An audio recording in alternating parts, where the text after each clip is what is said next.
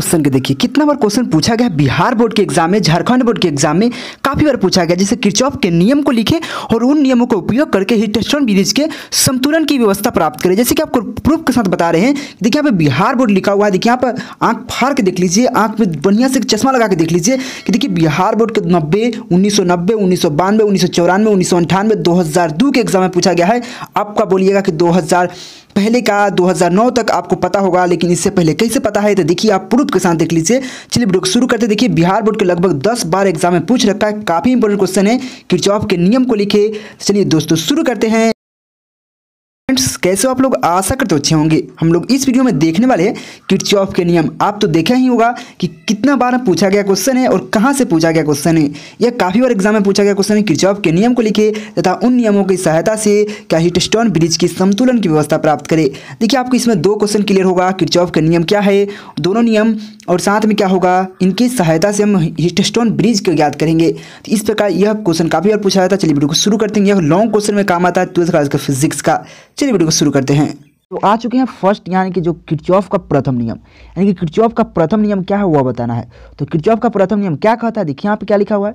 देखिए इस नियम के अनुसार, देखिए पहले समझिए, यानी किरचॉफ का प्रथम नियम कहता है जब कोई भी बिंदु पर आने वाली धाराओं का योग और जाने वाली धाराओं का योग के बराबर होता है। जैसे मान के सपोज आपको हम दिख रहे, अगर यहाँ से यह धारा आ रहा है, यह आने का चिन्ह होता है, यह जाने का चिन्ह होता है, समझ गए।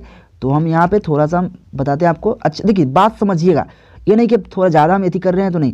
देखिए यह आ रहा है धारा, यह भी आ रहा है, हो सकता है यह जा रहा है, यह भी जा रहा है, यह मान के आ रहा है। देखिए आने वाले धाराओं, यानी कि यह यानी कि जो यह है और ये 3 को आ रहा है धारा और यह 2 को जा रहा है। तब सपोज डेट हम अगर इसको हम माने, हम इसको I1 मान ले, इसको I3 मान ले, यानी कि I3 मान ले, फिर से मानते हैं यहाँ पे I2 मान ले, इसको I2 मान ले, I3 मान ले, और यह I4 मान ले, यह I5 मान ले। ठीक, तो यहाँ देखिए I1, I2 और I4 क्या है, आ रहा है, धारा आ रहा है। तो क्या होगा, सबको जोड़ दीजिए, यानी कि I1 plus I2 plus I4 हो जाएगा। इक्वल टू क्या हो जाएगा, I3 और I4, नहीं यहाँ पे I5 ना था, यह I5 हो जाएगा। यहाँ पे I4 की जगह I5, और यहाँ पे I3 और I4 क्या है, जा रहा है, यानी कि equal to I4 plus I3 हो जाएगा। बात समझिए, मैंने क्या कहा कि आने वाली धाराओं का योग, देखिए आप फिगर में देखिए, पहले बात समझिए। आने, यह आ रहा है धारा, यह भी आ रहा है धारा, और 3 को धारा जा रहा है। देखिए जा रहा है, यानी कि I1 plus I2 equal to हो जाएगा I3 I4 I5। देखिए यहाँ पे लिखा भी है I1 plus I2 equal to I3 plus I4 I5। देखिए इससे आप समझ में आएगा क्या होगा, किसी बिंदु पर आने वाली धाराओं का योग जाने वाली धाराओं का योग के बराबर होता है। यहाँ पे वही लिखा हुआ है, इस नियम के अनुसार किसी बिंदु या संधि पर आने वाली धाराओं का योग, यानी कि आने वाली धाराओं का बीजगणितीय योग, वही बात है, बीजगणितीय योग जाने वाली धाराओं के बीजगणितीय योग के बराबर होती है। उसको क्या कहते हैं, किरचॉफ का प्रथम नियम कहते हैं, यानी किरचॉफ का धारा नियम कहते हैं। तो आप इस बात से समझ गए होंगे क्या होता है, यानी कि आने वाले धाराओं का योग जाने वाले धाराओं के योग के बराबर होता है। और यह कभी कभी ऐसा फिगर दे के आपको पूछ देगा और आपको योग, जिससे यहाँ पे I4 की जगह आपको कुछ कर दे, और यहाँ पे सबको है कि I4 ज्ञात करे। I4 यहाँ पे जैसे I4 है तो हम सपोज यहाँ पे I4 छोड़ देंगे और यहाँ पे कुछ अंक दे देंगे, यहाँ पे कुछ अंक, यहाँ पे कुछ यहाँ पे, और कहेगा I4 ज्ञात करने के लिए। तो I4 की जगह कर ज्ञात नहीं कर सकते, सिंपल भी ज्ञात कर सकते हैं। तो आप समझ गए होंगे इस बात को। चलिए अगला क्वेश्चन, मतलब इसी में थोड़ा सा हम आगे बढ़ते हैं। तो यहाँ पे किरचॉफ का द्वितीय नियम है, यहाँ पे समझिएगा किरचॉफ का द्वितीय नियम क्या है, यानी किरचॉफ का यह इंपॉर्टेंट नियम है कि आप दोनों का प्रयोग करेंगे तो हीट-स्टोन ब्रिज बनता है। देखिए क्या है किरचॉफ का द्वितीय नियम। देखिए आपको बात समझिए, इसमें क्या होता है, यानी किसी बंद परिपथ में, क्या किसी बंद परिपथ में प्रवाहित होने वाली धाराओं तथा धारा के साथ साथ उसका प्रतिरोध का गुणनफल, और उसमें उसका प्रतिरोध का गुणनफल, उसमें EMF, उसमें उपस्थित, यानी उसमें जुड़े EMF यानी कि विद्युत वाहक बल के योग के बराबर होता है। बात समझिएगा। देखिए यहाँ पे क्या लिखा, इस नियम के अनुसार किसी बंद परिपथ में प्रवाहित होने वाली धाराओं तथा प्रतिरोधों के गुणनफल का योग परिपथ में जुड़े विद्युत वाहक बल के योग के बराबर होता है। देखिए यहाँ पे अगर हम फिगर में नजर डालें, देखिए फिगर आप दिख रहा है, फिगर में देखिए यह धारा इधर जा रहा है, इधर धारा, मतलब इधर ऐसे जा रहा है। इसमें क्या है, इसमें I धारा प्रवाहित हो रही है, इसमें I धारा प्रवाहित हो रही है, और इसमें देखिए I1 धारा प्रवाहित हो रही है, यहाँ पे I2 धारा प्रवाहित हो रही है। देखिए ध्यान से, इसमें I1 धारा प्रवाहित हो रही है, यहाँ पे I2 धारा प्रवाहित हो रही है, और इसका रेजिस्टेंस यानी कि प्रतिरोध R1 है, इसका R2 है।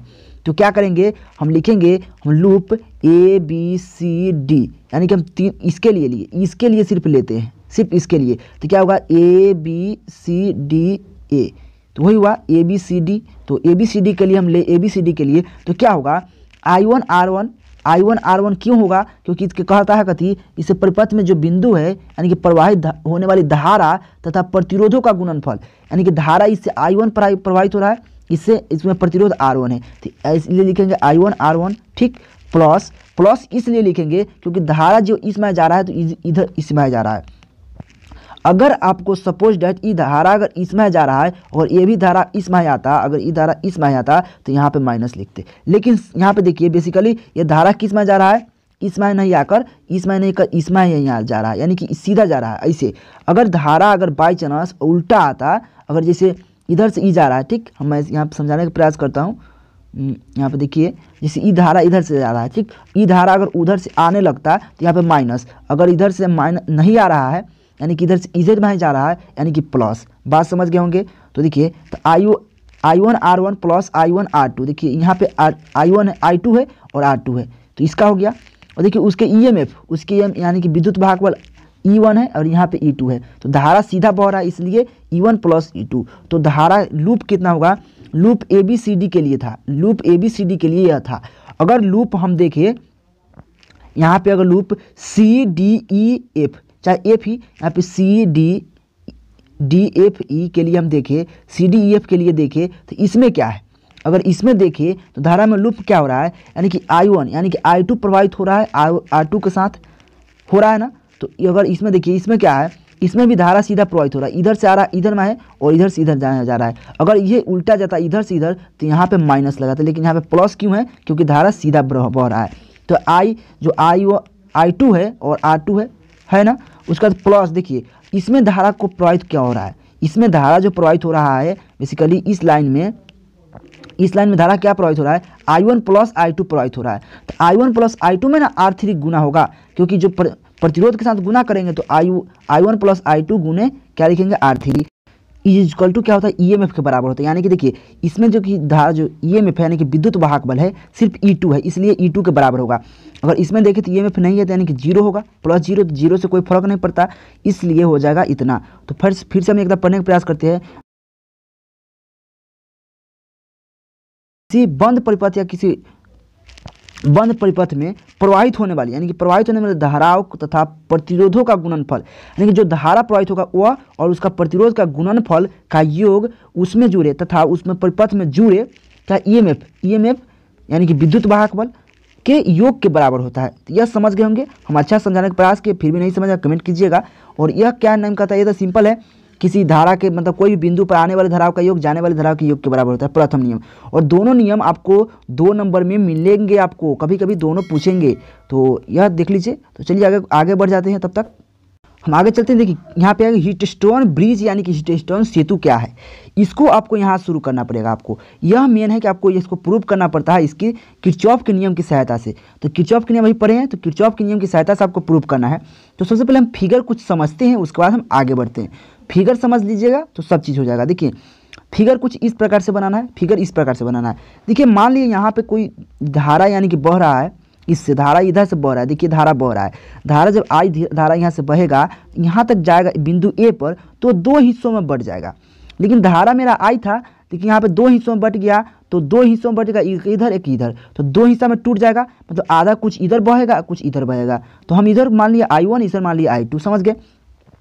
जब I1 इधर जाएगा तो क्या होगा, अगर इसका जो प्रतिरोध है P मान लीजिए, इसका प्रतिरोध P मान लीजिए, जब यहाँ धारा जाएगा तो ये भी फिर दो तरफ बहने लगेगा, दो तरफ से बहने लगेगा क्या। तो हम इसको I3 मान लिए, इसको मान लिए IG मान लिए। फिर यहाँ पे ई जाएगा, जब धारा I2 जब इधर यहाँ पे जाएगा तो क्या होगा, यहाँ पे जब जाएगा I2 तो क्या आएगा, इधर से आने वाला धारा होगा, इधर से आने वाला धारा होगा और ये वहाँ जाएगा, यानी कि इसको हम I4 मान लीजिए। इसका प्रतिरोध S मान लीजिए, इसका Q मान लीजिए, इसका R मान लीजिए। यानी कि सबका जो यहाँ पे P Q R S दिया हुआ है, सबका प्रतिरोध है, समझ गए। तो यह आप फिगर समझ गए होंगे। और जी में गैल्वेनोमीटर जोड़ा हुआ है, यानी कि धारामापी बीच में जोड़ा हुआ है। देखिए यह बात ध्यान में, हीटस्टोन ब्रिज को संतुलित होने के लिए यह ध्यान में रखना है कि गैल्वेनोमीटर में कोई विक्षेप उत्पन्न नहीं हो, क्या, गैल्वेनोमीटर में कोई विक्षेप उत्पन्न नहीं हो, तभी ये प्रदर्शित हो सकता है। देखिए आप लिखा हुआ हीटस्टोन ब्रिज के समतुलन होने के लिए आवश्यक है कि धारामापी में कोई विक्षेप प्रदर्शित न करे। क्या, धारामापी कोई विक्षेप प्रदर्शित नहीं करे। तो विक्षेप प्रदर्शित कब नहीं करेगा, जब IG इक्वल टू क्या होगा, IG इक्वल टू 0, यानी कि IG में कोई धारा प्रवाहित नहीं होगा, यानी कि जो धारा यहाँ पे I1 से आया वही I3 से प्रवाहित हो गया, यानी कि IG में नहीं आया धारा, यानी कि IG में आता तो विक्षेप उत्पन्न होता है, इसलिए IG में अबे नहीं किया, और यह सभी के सभी धारा जो कि यहाँ पे चल जाता है, समझ गए होंगे, इसलिए अर्थात IG इक्वल टू 0 यह बहुत काम आता है। तो चलिए हम यहाँ पे चलते हैं अब आगे। देखिए आप ये तो समझ गए होंगे, धारा इसमें नहीं बहता है इसलिए विक्षेपित मतलब प्रदर्शित नहीं करेगा, तो आप पढ़ लीजिए इसको, इसलिए हो जाएगा IG इक्वल टू 0। समझ गए यहाँ तक। अब चलते हैं किरचॉफ यानी कि किरचॉफ के नियम, यानी कि नियम से बिंदु बी पर हम आगे चलते हैं। तो यहाँ देखिए बिंदु बी पर, यानी कि बिंदु बी पर देखिए, बिंदु बी के लिए बात करेंगे, यानी किरचॉफ के नियम से बिंदु बी पर, यानी कि बिंदु बी पर क्या होगा। देखिए बिंदु बी पर हो क्या रहा है, I1 एगो आ रहा है धारा। देखिए अभी प्रथम नियम क्या कहा, एगो आने वाले धाराओं के योग जाने वाले धाराओं के योग के बराबर होता है। तो सपोज डेट हम आपको समझाने का प्रयास करें, अगर यहाँ B बिंदु है और इससे एगो धारा आ रहा है, वो इधर जा रहा है, वो इधर जा रहा है, इधर क्या है I3 है और इधर क्या है I1 है, यानी कि I1 जो धारा आ रहा है इधर 2 जा रहा है, यानी कि यह धारा आया 2 धारा गया, यानी कि धारा सिर्फ आया इस बिंदु पर। यहाँ पे देखिए हम यहाँ पे देखने का प्रयास करें, बिंदु बी पर एगो धारा सिर्फ आ रहा है, कौन, I1। देखिए यहाँ पे I1 ये धारा आ रहा है, इस बिंदु पर 2 धारा जा रहा है, यानी कि I1 equal to I3 plus IG होगा, बिल्कुल होगा। जब IG होगा, लेकिन IG का मान क्या दिया हुआ है यहाँ पे, IG का मान 0 दिया हुआ है, तो हम 0 रख लिए, तो I1 इक्वल टू I3 हो जाएगा, यानी कि I1 के बराबर I3 हो जाएगा, यानी कि इसको हम समीकरण 1 मान लिए। क्या मान लिए, इसको समीकरण 1 मान लिए, समझ गए। थोड़ा हम आगे चलेंगे तो अब फिर किरचॉफ के नियम से बिंदु डी पर क्या कहा, बिंदु डी पर। तो बिंदु डी पर क्या हो रहा है, देखिए यहाँ पे थोड़ा आगे चलते हैं, यानी कि बिंदु डी पर, तो बिंदु डी पर क्या हो रहा है, IG धारा आ रहा है और I1 धारा आ रहा है, और क्या जा रहा है, I4 जा रहा है। देखिए यहाँ जाने का चिन्ह है, तो I4 जा रहा है, यानी कि I4 इक्वल टू क्या हो जाएगा, यानी कि I4 इक्वल टू चाहे हम कहे तो I2 प्लस क्या हो जाएगा, IG इक्वल टू I4 हो जाएगा, क्योंकि I4 सिर्फ जा रहा है, 2 धारा आ रहा है, तो वही हम बात यहाँ पे लिखे हैं, I2 plus IG equal to I4, समझ गए। तो अगर IG का मान 0 है, यहाँ पे 0 था ना, तो इसको I2 इक्वल टू I4 हो गया, यानी कि समीकरण 2 मान लिए। यहाँ तक आपको समझ में आया होगा। हम थोड़ा आगे बढ़ते हैं। देखिए आपको फिगर एक ही लगा बनाना है, हम इसलिए बनाए हैं कि आपको समझाने में आसानी हो, इसलिए दो लगा फिगर है, तो एक ही लगा बनाइएगा। अब उसके बाद थोड़ा आगे चले, आपको 2 मान पता चल गया, यानी कि I1 इक्वल टू I3 है, I2 इक्वल टू I4 है, यहाँ तक आपको पता चल गया। अब थोड़ा आगे चलेंगे, तो आगे देखिए क्या करेंगे, पास यानी कि लूप या पास लिख सकते हैं। पास किसके लिए, ABDA, यानी कि ABDA, यानी कि इस पास के लिए, जो पास दिख रहा है, यानी कि इस लूप के लिए, इसमें क्या होगा, तो यह द्वितीय नियम पर संबंधित है, तो 1 2, यानी कि इस पास में क्या होगा, देखिए यहाँ पे, तो हम इस पास में लिख सकते हैं, यानी कि I1P प्लस, देखिए धारा इधर से जा रहा है, देखिए यहाँ पर समझने वाली बात, ई धारा जा रहा है, ई धारा आ रहा है, और ई धारा इधर से आ रहा है, यानी कि इस बिंदु पर हम ध्यान दें तो सिर्फ क्या हो रहा है, ई 2 धारा आ रहा है और ई धारा इधर से आ रहा है, ई 2 धारा इधर से आ रहा है, ई धारा 2 इधर से ई आ रहा है और इधर से ई आ रहा है, यानी कि दोनों का योग इसके बराबर हो जाएगा, होगा कि नहीं। जब द्वितीय नियम से कहे तो ई धारा जो कि यहाँ पे आया फिर यहाँ पे बहा, समझ गए, यानी कि इसको दोनों का योग, इस बिंदु के लिए हम इस लूप की बात कर रहे हैं, इधर क्या है वो से मतलब नहीं है। जब इधर नहीं रहे तब सिर्फ हम क्या लिखे यहाँ पे ABCDA के लिए बात कर रहे हैं, मतलब इस लूप की बात कर रहे हैं, इधर की बात नहीं है, वो बात की बात है। तो अभी हम माने इसको लिए ना, तो इसमें क्या हो रहा है, यानी कि इधर से धारा ही जा रहा है, इधर से आ रहा है, मतलब ई गया सो ही आया, यानी कि इसके और इसके जोड़ देंगे और यह इधर से आया, यानी कि यहाँ पे देखिए धारा इधर से आ रहा है, ये धारा जो कि इधर से आ रहा है, ये धारा जो कि इधर से आ रहा है, तो यानी कि इसके बराबर होगा। तो क्या लिखेंगे I1P, क्योंकि देखिए जाने वाली धारा जो धारा होता है तथा प्रतिरोध का गुणनफल होता है द्वितीय नियम में, यानी कि द्वितीय नियम से कर रहे हैं, तो I1P प्लस क्या हो जाएगा G, जो G है क्या पे गैल्वेनोमीटर जो IG और G हो जाएगा, IG जो G हो जाएगा, क्योंकि यहाँ पे कैपिटल G स्मॉल g, यहाँ पे IG है और यहाँ पे जो गैल्वेनोमीटर जुटा हो G है, उसका प्रतिरोध है, तो यहाँ पे IG हो जाएगा और इक्वल टू क्या होगा, I2R होगा, इसके बराबर होगा। तो अब बताइए IG का मान क्या है, IG का मान 0 है, यानी कि इसका मान रखेंगे तो 0 हो जाएगा, यानी कि I1P इक्वल टू I2R हो जाएगा, बिल्कुल होगा। जब इतना हो जाएगा, इतना बराबर, यानी कि इतना बराबर इतना, तो क्या हम इसको नहीं लिख सकते, अगर हम I1P है और इक्वल टू I2 है, तो हम इसको नहीं लिख सकते, P को इधर R को इधर कर सकते हैं। यानी कि अगर हम चाहे तो I1 अपॉन I2 कर सकते हैं, यहाँ पे equal to R upon P कर सकते हैं, R अपॉन P कर सकते हैं। देखिए हम I2 को इधर लिया, क्रॉस मल्टीप्लाई कर दिए, यानी कि I2 को हम इधर ला दिए, यहाँ पे I2 को हम इधर ला दिए, यानी कि I1 upon I2 equal to R1 जो R अपॉन P हो गया। यहाँ तक समझ में आएगा। इसको हम समीकरण 3 मान लिए, ये भी जरूरी आएगा। यहाँ पे आज समीकरण 3 मान लिए, यानी कि समीकरण 1 क्या है, तो I1 इक्वल टू I3 है, और समीकरण 2 क्या है, यहाँ पे समीकरण 2 है I2 इक्वल टू I4 है, और समीकरण 3 क्या है, I1 upon I2 equal to R upon P है। यहाँ तक आपको समझ में आया। चलिए आगे बढ़ते हैं, चलिए आगे चलते हैं। देखिए अब लूप क्या बात हो रहा है, देखिए अब पूरा के लिए बात करेंगे। यहाँ पे समझिए, थोड़ा सा हम आगे चलते हैं तो क्या होगा। अब हम इतना का तो बात कर लिए, इतना का हो गया। अब सीधा करेंगे, अब बात करेंगे ABCDA, यानी कि ABCDA, यानी कि पूरा का बात करेंगे। अब अगर हम पूरा का बात करें, इसके लिए पूरा लूप के लिए, बीच के नहीं, सिर्फ आरी की बात हो रहा है, समझ गए। पूरा के लिए बात करें, एकदम पूरा, तो क्या होगा, यानी कि ये भी द्वितीय नियम से होगा। यानी कि अगर हम देखें इसमें, इधर से धारा जा रहा है, इधर से धारा जा रहा है, और इधर जा रहा है, इधर से भी जा रहा है, यानी कि इसके बराबर इसके होगा ना। अगर हम देखिए, इधर से धारा यह जा रहा है, इधर से भी जा रहा है, इधर से यहाँ जा रहा है, इधर से यहाँ जा रहा है, यानी कि सब मिलेगा यहाँ पर, यानी कि ये धारा का योग और ये धारा के योग के बराबर होगा। देखिए क्या लिखते हैं, यानी कि अगर लिखना चाहे तो I1P हो जाएगा, I1P प्लस I3Q हो जाएगा, इक्वल टू क्या लिख सकते हैं, I2R लिख सकते हैं, प्लस I4 लिख सकते हैं। देखिए यहाँ पे लिखे क्या है, देखिए यहाँ पे अगर पास हम ABCDA की बात करें तो हम बताएं अभी I1P प्लस I3Q होगा, बिल्कुल होगा। देखिए यहाँ पे क्या है, I1P प्लस I3Q होगा, इक्वल टू क्या लिखेंगे, यहाँ पे देखिए I2R प्लस I4S लिखेंगे, बिल्कुल लिखेंगे, क्योंकि देखिए यहाँ पे यह धारा जा रहा है, यह धारा जा रहा है, यह भी धारा जा रहा है, ये भी धारा, यानी कि इसके योग के बराबर होगा, तो यहाँ पे C पर मिल जाएगा। तो ये बात समझ रहे हैं। थोड़ा आगे चलते हैं, क्या देखिए, अब उसके बाद आपको समझ में आएगा। यहाँ से देखिए, यह तो मेन था, यहाँ तक समझ गए। उसके बाद इसमें देखिए, आपको पता है कि I1 इक्वल टू I2 समीकरण 1 में है, I2 इक्वल टू I4 समीकरण 2 में है, आपको पता है ना, बिल्कुल है। तो ये यानी कि हम I3 की जगह I1 रख सकते हैं, I3 की जगह I1 रख सकते हैं, और I4 की जगह I2 रख सकते हैं, क्योंकि बराबर है दोनों।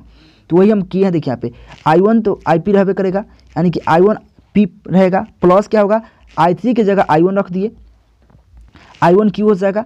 आगे चले, प्लस इक्वल टू क्या लिखेंगे, यानी कि I2R तो रहबे करेगा, और यहाँ पे I4 की जगह I2 कर सकते हैं। यहाँ पे देखिए समीकरण 2 से, तो I2S कर दिए। उसके बाद देखिए यहाँ पे कुछ हम कॉमन ले सकते हैं। देखिए अगर यहाँ पे देखिए, तो इसमें से हम कॉमन क्या ले सकते हैं, I1 ले सकते हैं, तो I1 यहाँ पे कॉमन ले, तो क्या बचा, P प्लस Q बचा। यहाँ पे कॉमन क्या ले सकते हैं, I2 ले सकते हैं, तो बचा क्या, R प्लस S बच गया। अब देखिए थोड़ा सा हम आगे चले, आगे देखिए क्या है, उसके बाद अब मैथ है, सिर्फ मैथ बच गया। उसके बाद क्या करना है हमको, I1 इधर है, तो I1 के यहाँ पर इधर लाना है। देखिए I1 लिखा गया, गलती से लिखा गया I2 होगा भाई, यह बात ध्यान रखिएगा प्लीज़ आप लोग। यहाँ पे देखिए, यह ध्यान रखिएगा I2 होगा, क्योंकि हम इधर से इधर इसको इधर लाएंगे तो I2 हो जाएगा। यहाँ पर बचेगा क्या, देखिए यहाँ पे समझिए, हम यहाँ पे क्रॉस मल्टीप्लाई करेंगे, यानी कि इधर हम इसको इधर ला दिए और इसको इधर ले गए, तो यानी कि यह गुना में है तो इधर भाग में आ गया, यानी कि I2 हो गया। यहाँ पे 2 है, I1 मत लिखिएगा। देखिए जो भी वीडियो देख के नहीं लिखेंगे तो वही गलती करेंगे, यानी कि यहाँ पे गलती से टाइपिंग हुआ है, यहाँ पे I2 होगा, यानी कि I1 ऊपर है, I2 नीचे हो जाएगा, equal to R plus S तो रहबे करेगा, इधर से जाएगा गुना में है तो भाग में जाएगा, यानी कि P प्लस Q हो जाएगा। यहाँ तक समझ में आया। अब देखिए आपको समीकरण 3 में क्या पता है, I1 अपॉन I2 है, I1 upon I2 equal to क्या है, R अपॉन क्या है, R अपॉन P है, यानी कि देखिए यहाँ पे लिखा हुआ है I1 upon I2 equal to R upon P, जो कि लिखा हुआ है। तो क्या हम I1 अपॉन I2 की जगह R अपॉन P नहीं कर सकते हैं, R अपॉन P बिल्कुल कर सकते हैं। तो हम वही मान रख दिए हैं। आगे चलिए थोड़ा सा आगे बढ़ते हैं। मैंने जैसे यहाँ तक आपको समझ में आएगा, यहाँ तक समझ में आएगा। थोड़ा सा हम आगे लेके चले, देखिए आगे हम थोड़ा चलते हैं। देखिए अब क्या करते हैं, अगर हम थोड़ा आगे लेके चले तो क्या किए मैंने, कुछ नहीं। देखिए यहाँ पे आगे हम लेके चले, देखिए हम इसको क्या किए, इसको हम इधर R को इधर कर दिए, R की इधर, और इसको उठा के इधर कर दिए। जैसे मैं यहाँ पे करूँ तो देखिए इस R को है ना क्रॉस मल्टीप्लाई कर दिया, यानी कि हम इसको यहाँ पे कर दिए, इसको यहाँ पे कर दिए, कुछ नहीं हुआ। यानी कि यह गुना में था ऊपर में, तो यहाँ पे इसके भाग में आ गया, और यह भाग में था तो इसके गुना में चल गया ऊपर, जो कि यहाँ पे हम किए हुए हैं। देखिए यही किए हुए, यानी कि R यहाँ पे था और यहाँ पे था P प्लस Q था, तो हम इस भाग में था तो ऊपर में गुना आ गया और यहाँ पे गुना में था यह भाग में चला गया। यहाँ तक आपको समझ में आया होगा, बिल्कुल आया होगा, यहाँ तक तो आपको सिंपल है। तो यहाँ पे आ गया तो उसके बाद देखिए यहाँ पर हम इसको लिख सकते हैं क्या, देखिए अगर यहाँ पे P प्लस Q रहता है, चाहे हम यहाँ पे सपोज डेट आपको बताएं P प्लस Q है अपॉन P है, तो क्या हम नहीं लिख सकते P upon P plus Q upon P नहीं लिख सकते हैं, बिल्कुल लिख सकते हैं। फिर तो लॉसा लेंगे तो P ही आएगा ना, तो P से P कट गया तो 1 आ गया, तो यानी कि 1 प्लस क्या हो जाएगा Q अपॉन P हो जाएगा, इक्वल टू क्या हो जाएगा, इक्वल टू में डाले तो वही बात यहाँ भी वही होगा, R upon R plus S upon R हो जाएगा, यानी कि R से R कट जाएगा तो यानी कि 1 बचा। तब इधर भी 1 है, इधर भी 1 है, यानी कि 1 से 1 घट गया 0, यानी कि यहाँ से कट जाएगा क्योंकि इक्वल टू में ना है, तो इक्वल टू में इधर से जाएगा तो माइनस में हो जाएगा, या काट सकते हैं डायरेक्ट। तो समझ गए इस बात को। तो यहाँ से आगे आएंगे तो मेरा बचा क्या, मेरा बचा क्या Q अपॉन P बचा, यानी कि Q अपॉन P बचा, यानी कि Q upon P equal to क्या एस अपॉन आर बचा। हम इसको भी लिख सकते हैं यहाँ पे, इसको हम उल्टा कर सकते हैं, अगर इसको हम उल्टा करना चाहे तो कर सकते हैं, इसको P के ऊपर कर सकते हैं, Q को नीचे कर सकते हैं। तो देखिए क्या P अपॉन Q कर सकते हैं और R अपॉन S कर सकते हैं। तो यह आपका जो आया हीटस्टोन ब्रिज का जो निकाल कर आता है, जो कि यही आता है। तो यहाँ तक था आपका, तो यहाँ तक आपको लिखना पड़ेगा। मेरा जैसे समझ में आया होगा कि ज़्यादा खास कुछ नहीं है। समीकरण 3 तक जो है से है, उसके बाद समीकरण 4 में क्या करना है, कुछ नहीं, जो समीकरण जो यहाँ पे मान रखना है, जो सभी का मान इसमें रख देना है, जो इसमें रख देना है, यही मेन है। 3 को मान निकालने की समझ गए होंगे, और इसमें मान रख दीजिए सबका, और आपका आकर चला आएगा यहाँ तक आराम से। और मैथ थोड़ा सा बना लीजिएगा, मतलब यह मैथ टाइप का है, मतलब बनाना वाला है, तो आप समझ के बना लीजिएगा। बहुत सिंपल था, फिर भी नहीं समझ में आएगा तो कमेंट कीजिएगा। तो कैसा भी वीडियो कैसा लगा जरूर बताइएगा। नए हो तो चैनल को सब्सक्राइब कीजिएगा और बेल आइकन से जरूर दबा दीजिएगा, क्योंकि अभी बहुत ऐसा वीडियो बाकी है जो आपके लिए बहुत सारा वीडियो आपके लिए मिलेगा। तो प्लीज़ आप लोग सब्सक्राइब करके रखिए। तो thank you watching for this video. अगर वीडियो पसंद है तो please like comment and subscribe, और दोस्तों को जरूर शेयर कर दीजिएगा। और देखिए अगर समझना है अच्छी प्रकार से तो सबसे पहले आप क्या कीजिए, कॉपी में लिख दीजिए, उसके बाद एक वीडियो देखिए, आपको पूरा अच्छी प्रकार से समझ में आ जाएगा। तो मिलते हैं अगले टॉपिक के साथ अगले वीडियो में। जब तक टेक केयर, बाय बाय, जय हिंद।